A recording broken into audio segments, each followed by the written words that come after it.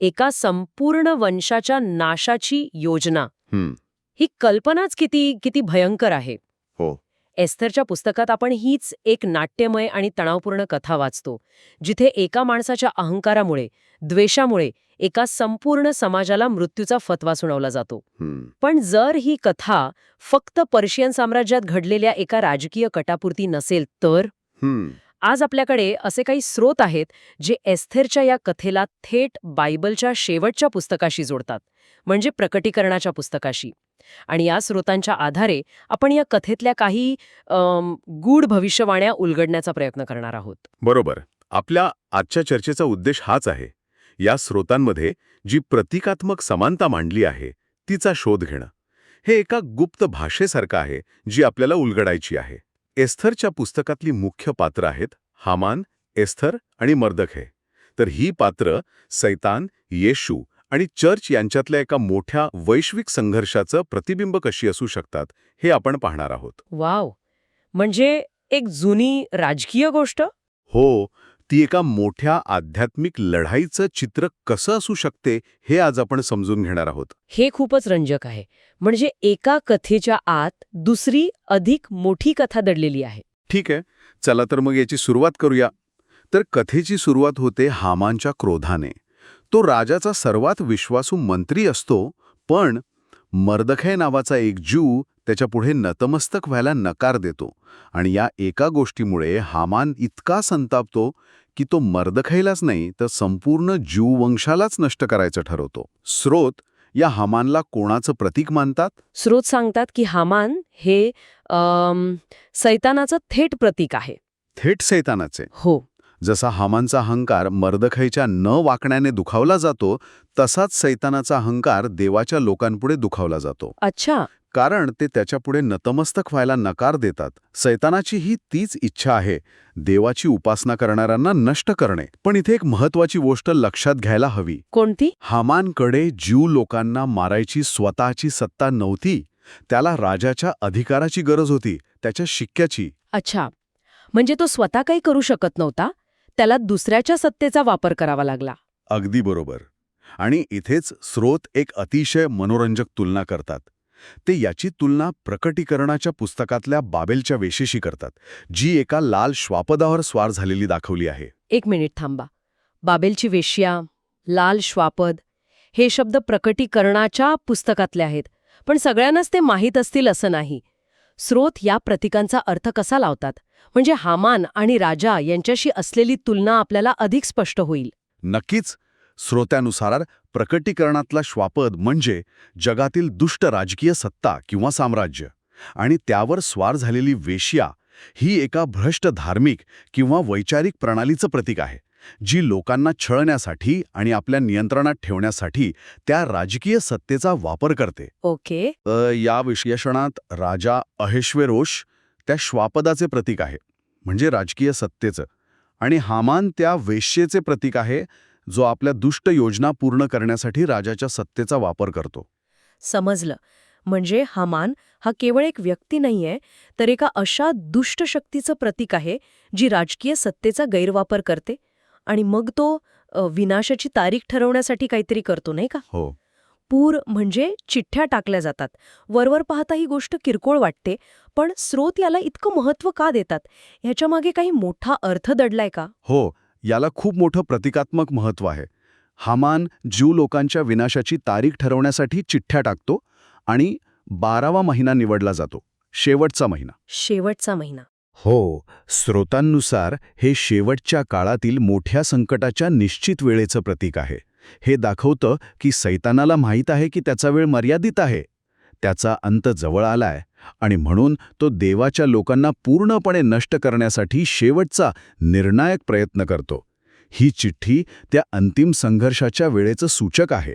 म्हणजे ती चिठ्ठी टाकण्याची घटना केवळ एक योगायोग नाही, तर एका मोठ्या अंतिम संघर्षाची वेळ निश्चित करण्याचं प्रतीक आहे, आणि याचमुळे हामानने मिळवलेला शाही फतवा अधिकच धोकादायक ठरतो. बरोबर? अगदी बरोबर.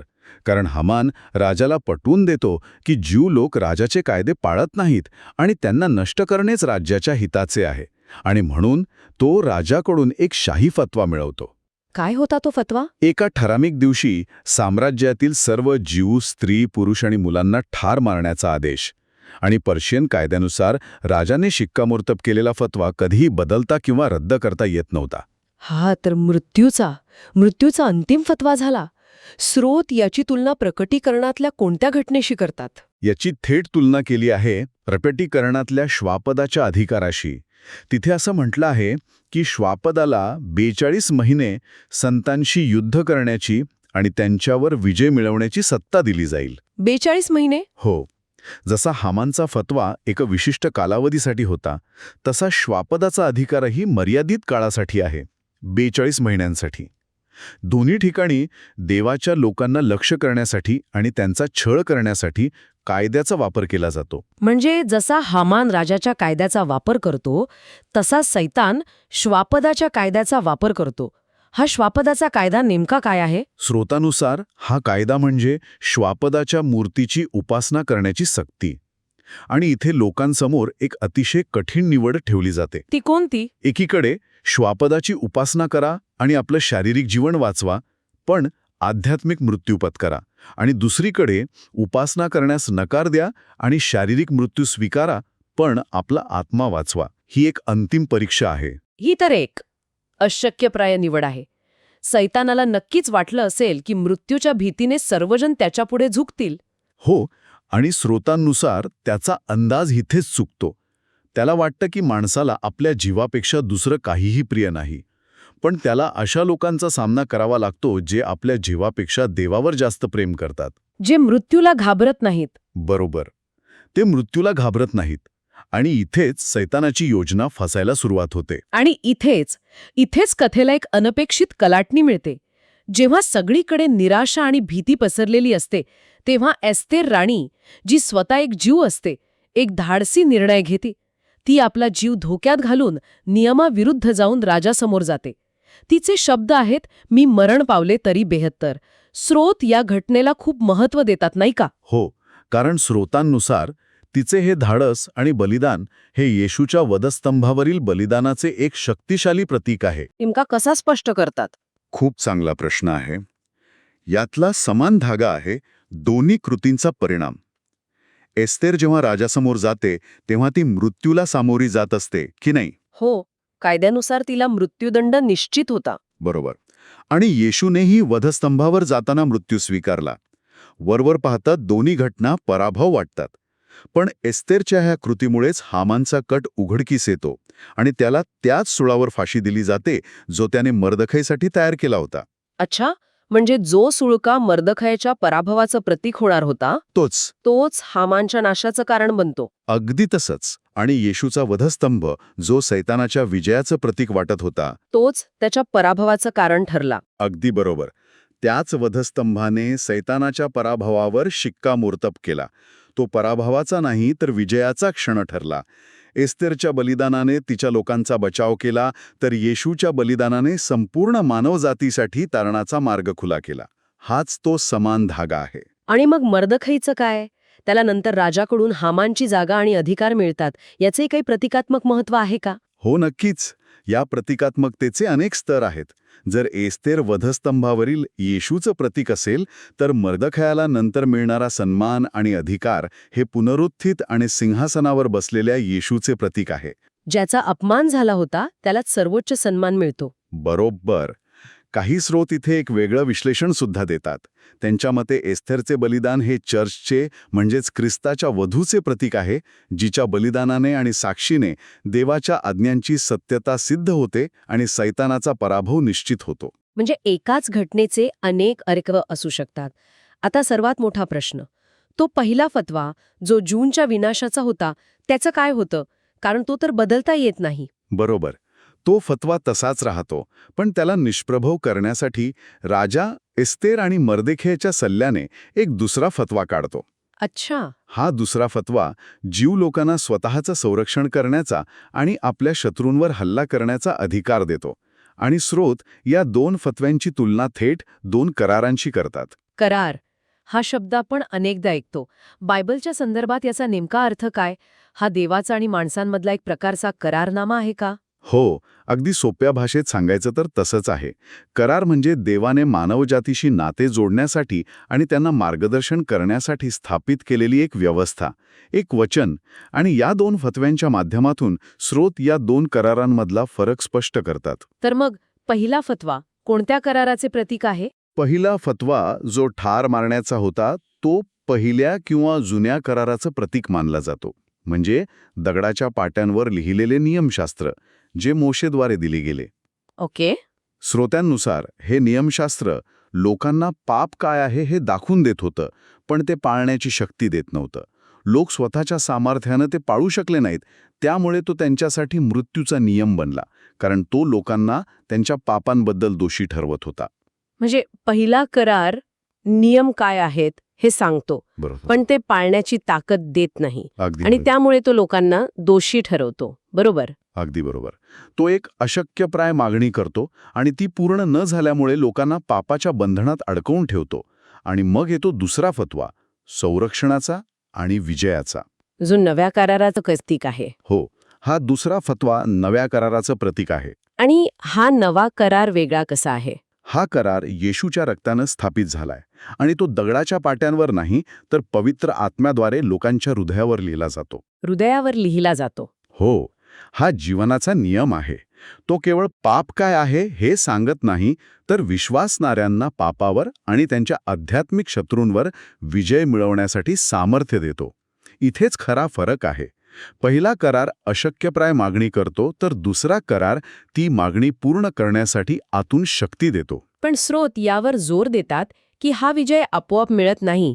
म्हणजे दुसरा फतवा मिळाला म्हणून ज्यू लोक शांत बसले नाहीत. अजिबात नाही. ही गोष्ट समजून घेणं खूप महत्वाचे आहे. दुसऱ्या फतव्याने ज्यू लोकांना केवळ अधिकार दिला, पण त्यांना प्रत्यक्ष लढावे लागले. त्यांना स्वतः लढावं लागलं. हो, त्यांना शस्त्रे घेऊन आपल्या शत्रूंना सामोरे जावे लागले.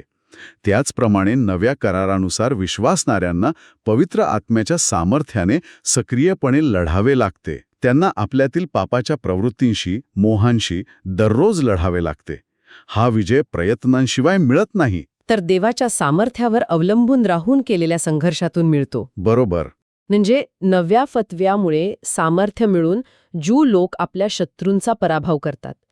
तो दिवस जो त्यांच्या विनाशाचा ठरणार होता, तोच त्यांच्या विजयाचा म्हणजेच पुरीम सणाचा दिवस बनतो. स्रोत याचा संबंध थेट प्रकटीकरणातल्या अंतिम घटनांशी जोडतात. विशेषतः 2 साक्षीदार आणि 1,44,000 लोकांशी. हो, इथेच ह्या संपूर्ण विश्लेषणाचा कळस आहे. ज्याप्रमाणे ज्यू लोकांनी आपल्या शत्रूंना नष्ट केले, त्याचप्रमाणे प्रकटीकरणात सांगितलेले 2 साक्षीदार आणि ते 1,44,000 लोक ते शेवटच्या काळात सैतानी शक्तींचा नाश करतील. प्रकटीकरणातले ते 42 महिने जे संतांच्या छळासाठी ठरवले होते, हो, तेच ह्या 2 साक्षीदारांच्या भविष्यवाणीचे आणि सामर्थ्यशाली कार्याचे 42 महिने ठरतील. स्रोत सांगतात की त्यांच्या तोंडातून निघणाऱ्या अग्नीने ते आपल्या शत्रूंना भस्म करतील, जे पवित्र आत्म्याच्या सामर्थ्याचे प्रतीक आहे. हे 2 साक्षीदार आणि 1,44,000 कोण आहेत? स्रोत यांच्याबद्दल थोडक्यात काय सांगतात?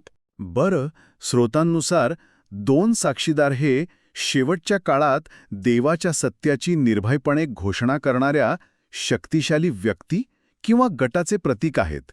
आणि 1,44,000 हे देवाच्या निवडलेल्या लोकांचे, त्याच्या सैन्याचे प्रतीक आहेत, जे आध्यात्मिकदृष्ट्या शुद्ध आहेत आणि शेवटच्या लढाईत ख्रिस्ताच्या बाजूने उभे राहतात. म्हणजे हे सर्व त्या चर्चचे प्रतीक आहेत, जिला नव्या करारामुळे सैतानावर विजय मिळवण्याचे सामर्थ्य मिळालं आहे. अगदी बरोबर. तर या सगळ्या विजयाचा पाया काय आहे? इतक्या मोठ्या आध्यात्मिक विजयासाठी लागणारं सामर्थ्य येतं कुठून? हे सगळं शक्य कशामुळे होतं? स्रोतांनुसार या अंतिम विजयाचा पाया पूर्णपणे पवित्र आत्म्यावर अवलंबून आहे. पवित्र आत्म्यावर. हो, आणि पवित्र आत्मा तेव्हाच मिळतो जेव्हा पापांची क्षमा होते. आणि पापांची क्षमा येशूने वधस्तंभावर सांडलेल्या रक्तामुळे मिळते. ही एक अटूट साखळी आहे. अटूट साखळी कशी? हे बघा, जर वधस्तंभ नसता तर क्षमा नसती, जर क्षमा नसती तर पवित्र आत्मा मिळाला नसता, आणि जर पवित्र आत्मा नसता तर पापावर विजय मिळवण्याचे सामर्थ्य नसते, पुनरुत्थान नसते आणि शेवटी दुष्टांचा न्यायही झाला नसता. अच्छा, म्हणजे एस्थेरच्या कथेतील प्रत्येक प्रतिकात्मक घटना, 2 फतवे आणि अंतिम विजय या सगळ्याचा उगम येशूच्या बलिदानात आहे. त्या एका घटनेशिवाय ही साखळीच पूर्ण होत नाही. अगदी बरोबर. वधस्तंभाशिवाय दुसरा फतवा म्हणजे नवा करार शक्यच नव्हता.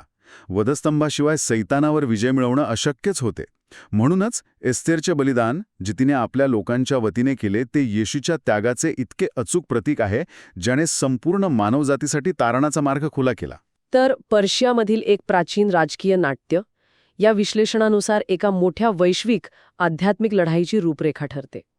एस्थेर, हामान आणि मर्दखई ही पात्र केवळ ऐतिहासिक व्यक्ती राहत नाहीत, तर ती चर्च, सैतान आणि ख्रिस्त यांच्यातील संघर्षाची प्रतीके बनतात. जुन्या करारातील एक कथा नव्या करारातील अंतिम घटनांचं भाकीत करते, हे खरोखरच अविश्वसनीय आहे. हो, आणि या श्रोत्यांच्या शेवटी एक खूप गहन विचार मांडला आहे, जो आपल्याला विचार करायला भाग पाडतो. तो कोणता विचार आहे? त्यात म्हटलं आहे की या 2 फतवांद्वारे म्हणजेच 2 करारांद्वारे देव केवळ पापाचा नाश करत नाही, तर एक मोठी गोष्ट साध्य करतो. तो आपल्या सृष्टीतील प्राण्यांची इच्छाशक्ती म्हणजे फ्री विल परिपूर्ण करतो आणि आपली निर्मिती पूर्णत्वास नेतो. बापरे. आता प्रश्न हा आहे की विनाशाची आणि तारणाची ही गुंतागुंतीची योजना, ही निर्मिती पूर्ण करण्याची आणि माणसाच्या इच्छाशक्तीला परिपूर्ण करण्याची एक पद्धत कशी असू शकते? हा एक असा प्रश्न आहे जो या कथेच्या पलीकडे जाऊन आपल्याला विचार करण्यास प्रवृत्त करतो.